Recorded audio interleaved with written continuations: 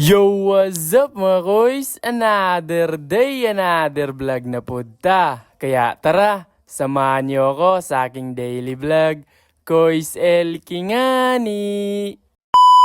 Yung mga koys, alas 4 pa lang ng umaga ay gumising na tayo. At dahil wala si mama, ako na muna magsasaing at mag-iinit ng tubig. Dito nga ay hinanap ko muna yung posporo kasi nawala sa lalagyan. Pagpunta ko doon sa sala ay andun lang pala sa upuan, nakapatong. Kaya agad-agad ko nang sinindihan ang panggatong gamit ang plastic para mabilis lang mag-apoy. Timelapse ko lang to para mabilis, matagal kasi pag normal video lang. Ganito talaga yung ginagawa ko pag may sakit si mama o wala siya sa bahay, ako yung nagluluto sa umaga. Pero pag hapon na, yung kapatid ko na. At pagkatapos ay nag-init na rin ako ng tubig para pag nagkape si Papa ay meron na. Bumili na lang din ako ng kape ni Papa kasi naubos na. Yung gatas naman ay meron pa kaya bandang 6 AM ay kumain na ako para mamaya ay maliligo na lang. Nangingi na rin ng mainit na tubig yung asawa ng kapatid ni Papa. Fast forward, aalis na tayo. Hindi na ako nag-uniform kasi mamaya pa namang hapon yung class natin. Ngayong umaga ay magpa-practice lang kami ng PE namin. Isa rin kung bakit hindi ko sinuot yung uniform ay dahil baka mapunit, masikip kasi at baka madumihan. Dito magal, andito na tayo sa Binone, mga bandang 7:30 AM. Akala ko dito lang tayo sasakay sa jeep, dito pala.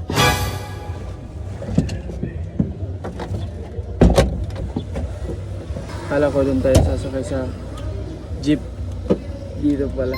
Kaya dito na lang tayo sa front seat. Sobrang init pala dito sa front seat. Sana doon na lang ako sumakay sa likuran. Total, kakaunti lang naman yung pasahero. Call time nga pala namin ay ngayong 8 to 8:30 AM. Alam ko na to, tayo naman yung mauunang darating. Aray ko! Kakarating lang natin. Sobrang init. At oo nga pala, hindi kami sa loob ng campus magpa-practice kundi dito sa elementary school. Wala namang katao-tao rito, ako lang mag-isang naglalakad. Pagdating natin ay may nauna na pala sa atin, yung tatlo kong classmate. At sinabi din nila na kunin namin yung mga bata para sa PE culmination practice namin. Wala pa kasi yung iba. At eto, may tatlong dumating. Kaya dito magal, madami na kami. Kaya sinimulan na namin mag-practice kahit kulang pa. Hindi pa kasi dumadating yung iba. So well mga boys, nandito tayo ngayon sa palengke dahil dito tayo kakain. At saka ulang kundi yung bibili natin. Hindi na nga muna tayo pumunta ng school kasi hindi pa tayo naka-uniform. Mamaya na tayo pupunta ng school pag naka-uniform tayo. At syempre, nagbaon tayo ng kanin para hindi magastos. At nagdala na rin ako ng uniform para diretso na tayong papasok sa campus mamaya. Tayo, sir!